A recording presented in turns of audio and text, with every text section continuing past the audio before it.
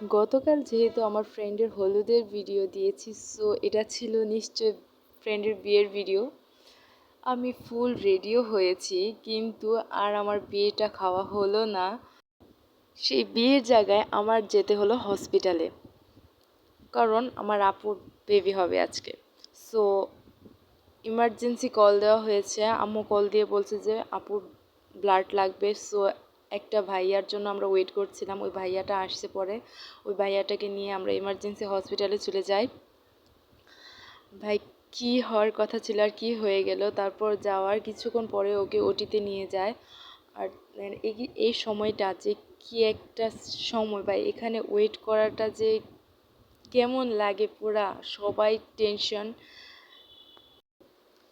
Even আইমানের পর্যন্ত প্রচুর tension হচ্ছে, সে বারবার ওটির রুমের সাইডে যাচ্ছে। আর যখন বাচ্চার কান্নার আওয়াজ শুনলো, তখন ও শুধু ওয়ালের মধ্যে কান দিয়ে শুনছিল যে কখন বের হবে। ফাইনালি বাচ্চাকে ভাইয়ার কোলে দেওয়া হয়। আর একদিকে বাচ্চাকে পাওয়ার আনন্দ, অন্যদিকে আপুকে নিয়ে টেনশন, মানে এখন সুস্থ আছে কি না সব কিছু নিয়ে টেনশন। আলহামদুলিল্লাহ বাচ্চার আর ওর মা দুইজনেই সুস্থ ছিল। ইভেন ব্লাডও লাগে নাই পরে, কিন্তু প্রয়োজন হয় যদি সেজন্য ডাক্তার সব রেডি রাখতে বলছিল, কিন্তু আলহামদুলিল্লাহ কোনো কিছুর প্রয়োজন হয় না, দুইজনেই সুস্থ আছে।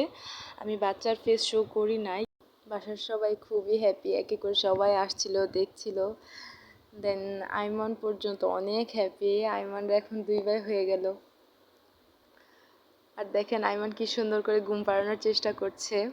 তো যাক, সব কিছুর জন্য আলহামদুলিল্লাহ।